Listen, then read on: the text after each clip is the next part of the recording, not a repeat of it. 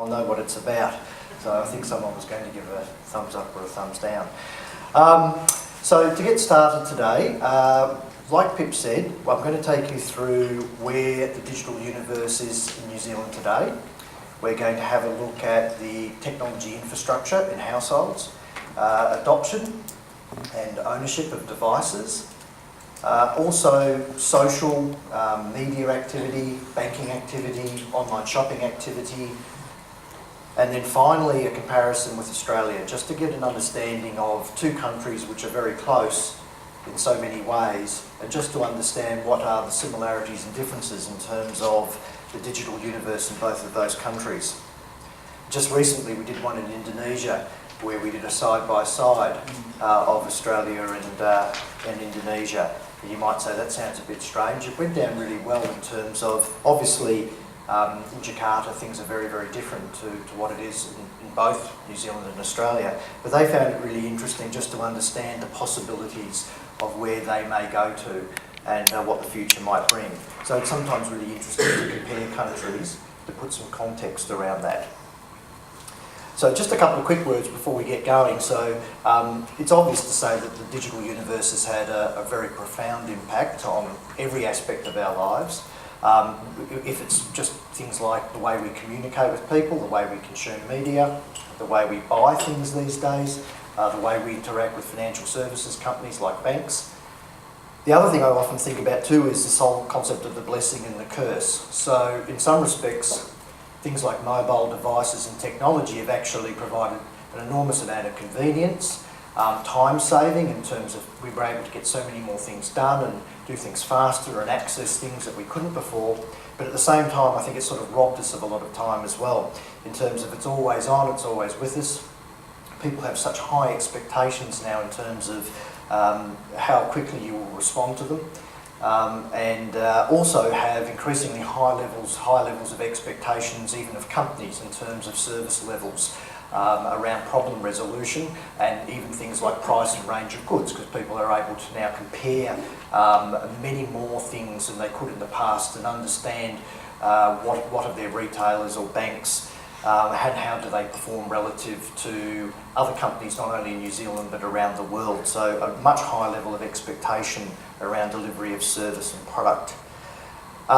Just the other thing I think also that's important to realise, and I often say this, is that in a room filled of people like us, which are more professional, dare I say more urban professionals, that the rest of the country generally is not like us. And in really simple terms, obviously you have what's called the early majority of the population, which is really the first 50%, and then you have the late majority of the population, the remaining 50%. And in New Zealand today, as you'll see, the vast majority of people in New Zealand still do things like face-to-face interactions, go into bricks and mortar stores, go into branches, and just watch television on a TV set. So although a lot of you in the room will be thinking about smartphones and all of the things that you do buying overseas, and all of the streaming and other activities, the vast majority of New Zealanders in fact don't do that. And I think that's really important insofar as, well, despite the fact that there are such enormous increases in this area, and the figures that you're going to see are just startling in terms of the percentage increase in growth in anything to do with digital, particularly mobile, it's still something where, as I suppose marketers or advertisers, we have to realise that you have to do things like segment and just understand where your consumer is in the digital universe and realise that some people still require a branch, some people still require a phone centre. And also remember that the vast bulk of net wealth in New Zealand are with the older generations, and still the vast majority of those people aren't in the digital universe fully yet. So a lot of the people who are tend to be younger, and those people obviously don't tend to have as much disposable income. So to get started, the first thing to do is just to paint a bit of a landscape in terms of what technology infrastructure exists in the average New Zealand household and how that's changed over time. So I think the first startling fact, and probably not too startling for everyone, but some of these numbers are fairly big and growing very large, is really the rise of the mobile-only household. So 22% of New Zealand households now only have a mobile phone. They don't have the old traditional fixed-line telephone. In fact, the only thing that's on decline here in this particular slide is the fixed-line telephone, which is 78% of New Zealand households at the moment. In terms of other areas, and you'll see later, it's interesting how when we compare this to Australia, you've got 87% of households have an internet connection. That's up, it's up about 7% in the last 4 years. So you're hitting that sort of saturation point where it's becoming mainstream. It's almost everyone has it. When you look at broadband at 80% of households, that's increased 31% over the last 4 years. In terms of the mobile phone households, as I said before, that's increased 6%. So it's slowly building. Tends to also happen particularly with younger couples and people in new housing estates. Pay TV, which I was astounded at because Australia is nothing like that with pay television, and again we'll have a look at that a bit later, but 50% of the population having pay TV, and that's up 5% in 4 years. And the last one, but not the least, is the rise of mobile internet, mobile broadband at 37%, and that's up 250% in 4 years. And I think anything with the word mobile stuck to it has just got these massive growth figures. Again, you'll see a lot of that in this presentation. This is really interesting because when I first looked at this slide, I don't know if you have the same feeling as I do, but you look at this and you go, what the hell's going on here? Is it because we're a confused bunch of people? You know, some of these things look like contradictions. But when you start breaking it down, I think there are a few reasons, and I'll just go through a couple of them now. The first thing, and the most obvious thing, of course, is when you do averages in a society, you're always going to have the people who do and who don't do.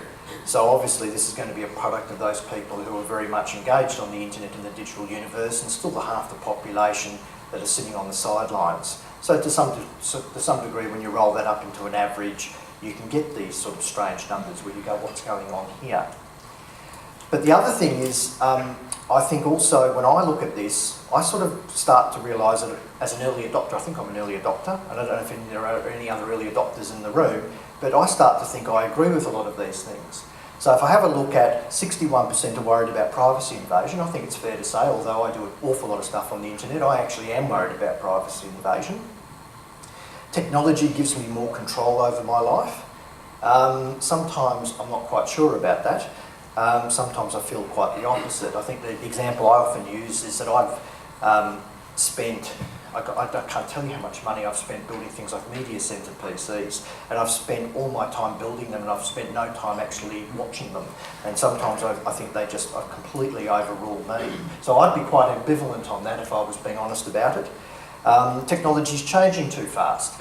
I don't think I would have ever believed I would have actually agreed with that. But as someone who's lived through and now just doesn't like to deal with Apple anymore because of what they did with the earlier iPads, I start to realise that technology's great, getting new technology out, but I actually think it's become ridiculously fast how much new technology comes out, how much money you need to spend on it, and in some respects sometimes it's a backward step and sometimes it's very hard to work out what's new and different about the new technology.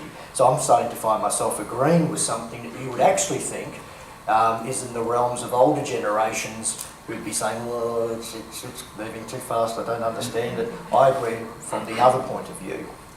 I certainly can live without my phone, it drives me nuts and I love turning it off. And although I buy things online with my credit card, I'd have to say I'm not necessarily always happy about it, and always I am careful about looking at trust certificates, guarantees, refund policies and other security paraphernalia as well. So I don't know if I'm the only one who thinks that, but I sort of look at this and think it's not perhaps as conflicted as one might think when you look at it.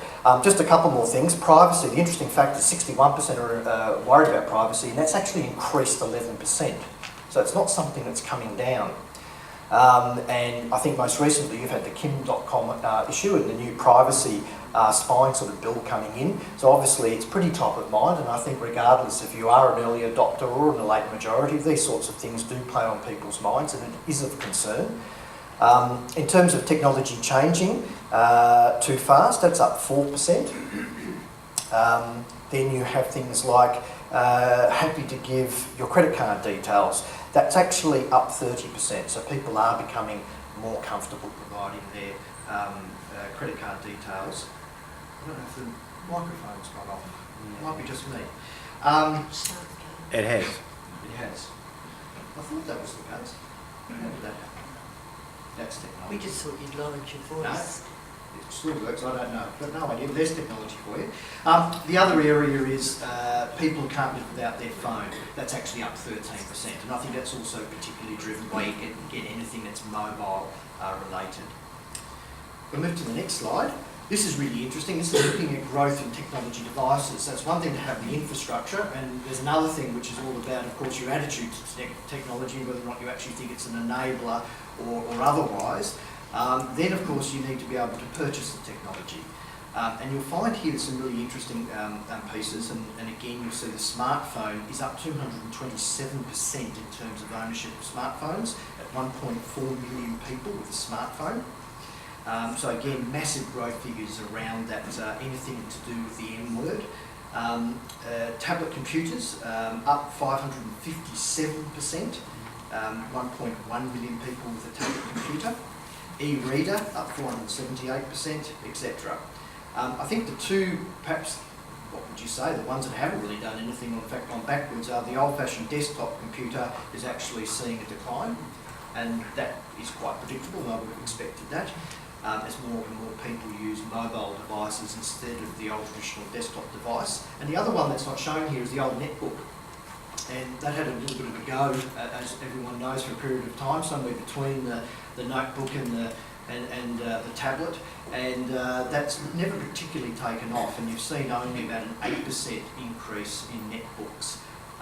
So it's not something which is actually, like I said, I think it's sort of sat between the old notebook and the tablet and got a bit squeezed and never really was particularly good at anything. So some really big figures here, and again a bit later on we'll compare this to Australia, because I think that's quite interesting to see how you fare in terms of the ownership of these devices, which you need, of course, to do all the activities online that we'll talk about shortly. So if you look at smartphones, I think the main point here is that 39% of the population have a smartphone. That's going to eventually be 100%, because of course as you slowly replace phones, you won't be able to get anything that isn't a smartphone. It's quite a bit less actually than Australia, as you'll see later on, which is more up around 60%. And we'll talk about maybe why that is a bit later. But I think the big figure here to watch is the one at the bottom, which is we've got about another 30% of the population probably coming through in the next 6 months, probably thinking about upgrading, looking at picking up a smartphone. So there's quite an acceleration in this area. And of course, you know, the use of the smartphone to access the internet too is growing, as well as the amount of people with a smartphone, etc.